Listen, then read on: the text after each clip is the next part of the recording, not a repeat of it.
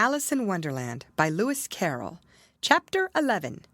Who Stole the Tarts? The King and Queen of Hearts were seated on their throne when they arrived, with a great crowd assembled about them, all sorts of little birds and beasts, as well as the whole pack of cards. The knave was standing before them in chains, with a soldier on each side to guard him, and near the king was the white rabbit, with a trumpet in one hand and a scroll of parchment in the other. In the very middle of the court was a table with a large dish of tarts upon it. They looked so good that it made Alice quite hungry to look at them. "I wish they'd get the trial done," she thought, "and hand round the refreshments." But there seemed to be no chance of this, so she began looking at everything about her to pass away the time. Alice had never been in a court of justice before, but she had read about them in books, and she was quite pleased to find that she knew the name of nearly everything there. "That's the judge," she said to herself, "because of his great wig." The judge, by the way, was the king, and as he wore his crown over the wig, he did not look at all comfortable, and it was certainly not becoming. "And that's the jury box," thought Alice, "and those 12 creatures—" She was obliged to say creatures, you see, because some of them were animals and some were birds. "I suppose they are the jurors." She said this last word 2 or 3 times over to herself, being rather proud of it, for she thought, and rightly too, that very few little girls of her age knew the meaning of it at all. However, jurymen would have done just as well. The 12 jurors were all writing very busily on slates. "What are they doing?" Alice whispered to the Gryphon. "They can't have anything to put down yet, before the trial's begun." "They're putting down their names," the Gryphon whispered in reply, "for fear they should forget them before the end of the trial."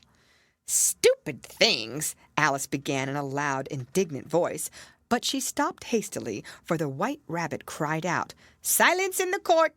and the king put on his spectacles and looked anxiously round to make out who was talking.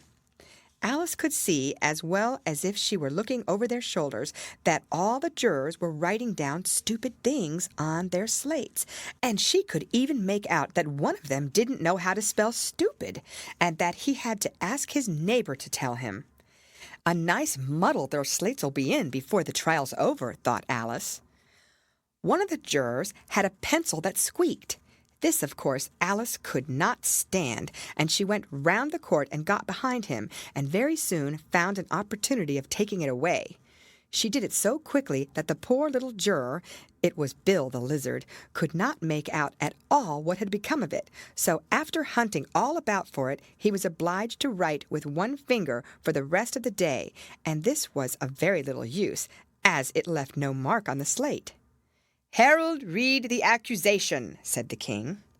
On this, the white rabbit blew 3 blasts on the trumpet, and then unrolled the parchment scroll, and read as follows. "The Queen of Hearts, she made some tarts, all on a summer day. The Knave of Hearts, he stole those tarts, and took them quite away." "Consider your verdict," the king said to the jury. "Not yet, not yet," the rabbit hastily interrupted. "There's a great deal to come before that." "Call the first witness," said the king, and the white rabbit blew 3 blasts on the trumpet and called out, "First witness!" The first witness was the Hatter. He came in with a teacup in one hand and a piece of bread and butter in the other. "I beg your pardon, your majesty," he began, "for bringing these in, but I hadn't quite finished my tea when I was sent for." "You ought to have finished," said the king.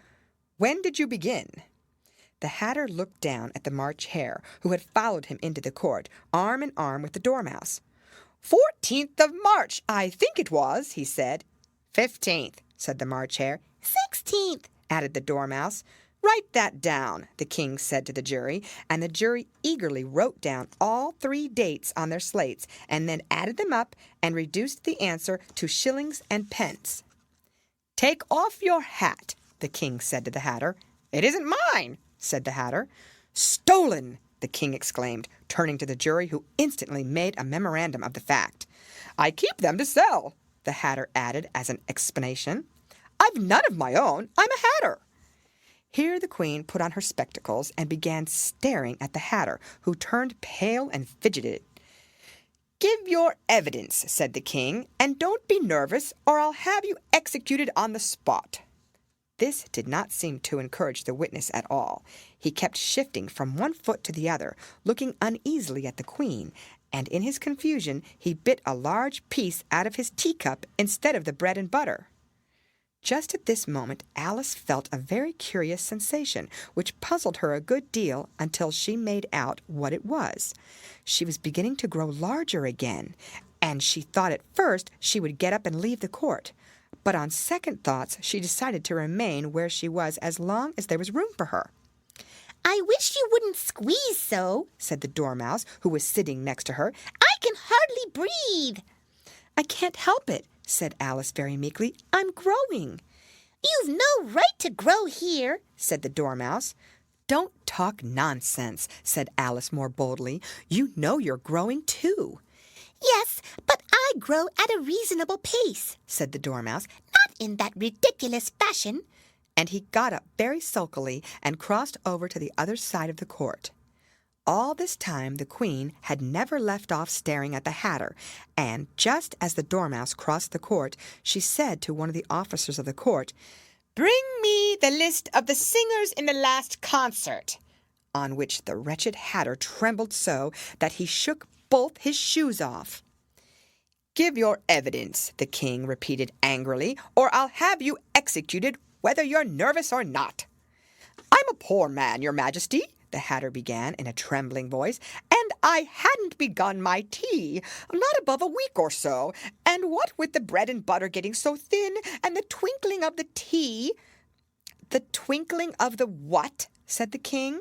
"It began with the tea," the Hatter replied. "Of course twinkling begins with the tea," said the king sharply. "Do you take me for a dunce? Go on." "I'm a poor man," the Hatter went on, "and most things twinkled after that. Only the March Hare said—" "I didn't," the March Hare interrupted in a great hurry. "You did," said the Hatter. "I deny it," said the March Hare. "He denies it," said the king. "Leave out that part." "Well, at any rate, the Dormouse said—" The Hatter went on, looking anxiously round to see if he would deny it too, but the Dormouse denied nothing, being fast asleep.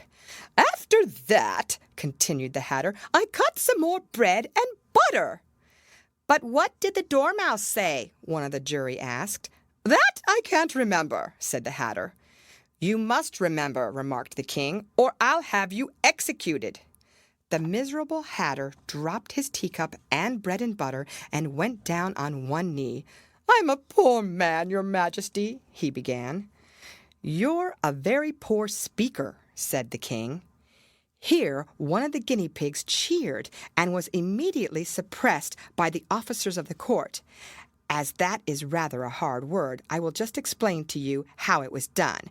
They had a large canvas bag which tied up at the mouth with strings. Into this they slipped the guinea pig head first and then sat upon it. "I'm glad I've seen that done," thought Alice. "I've so often read it in newspapers at the end of trials.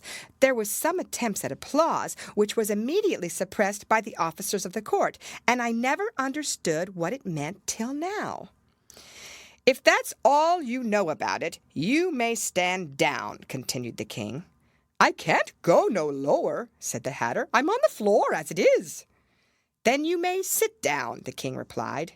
Here the other guinea pig cheered and was suppressed. "Come, that finished the guinea pigs," thought Alice. "Now we shall get on better." "I'd rather finish my tea," said the Hatter, with an anxious look at the queen, who was reading the list of singers. "You may go," said the king, and the Hatter hurriedly left the court, without even waiting to put his shoes on. "And just take his head off outside," the queen added to one of the officers, but the Hatter was out of sight before the officer could get to the door. "Call the next witness," said the king. The next witness was the Duchess's cook. She carried the pepper box in her hand, and Alice guessed who it was, even before she got into the court, by the way the people near the door began sneezing all at once. "Give your evidence," said the king. "Shan't," said the cook. The king looked anxiously at the White Rabbit, who said in a low voice, Your Majesty must cross-examine this witness. Well, if I must, I must, the king said, with a melancholy air, and after folding his arms and frowning at the cook till his eyes were nearly out of sight, he said in a deep voice, "What are the tarts made of?" "Pepper, mostly," said the cook. Treacle, said a sleepy voice behind her. "Collar that dormouse!" the queen shrieked out. "Behead the dormouse! Turn that dormouse out of court! Suppress him! Pinch him! Off with his whiskers!" For some minutes the whole court was in confusion, getting the dormouse turned out, and by the time they had settled down again, the cook had disappeared. "Never mind," said the king, with an air of great relief. "Call the next witness." And he added in an undertone to the queen, "Really, my dear, you must cross-examine the next witness. It quite makes my forehead ache." Alice watched the White Rabbit as he fumbled over the list, feeling very curious to see what the next witness would be like. "For they haven't got much evidence yet," she said to herself. Imagine her surprise when the White Rabbit read out at the top of his shrill little voice the name Alice. End of chapter. Read by Lorraine Montgomery for Lit2Go on the web at fcit.usf.edu.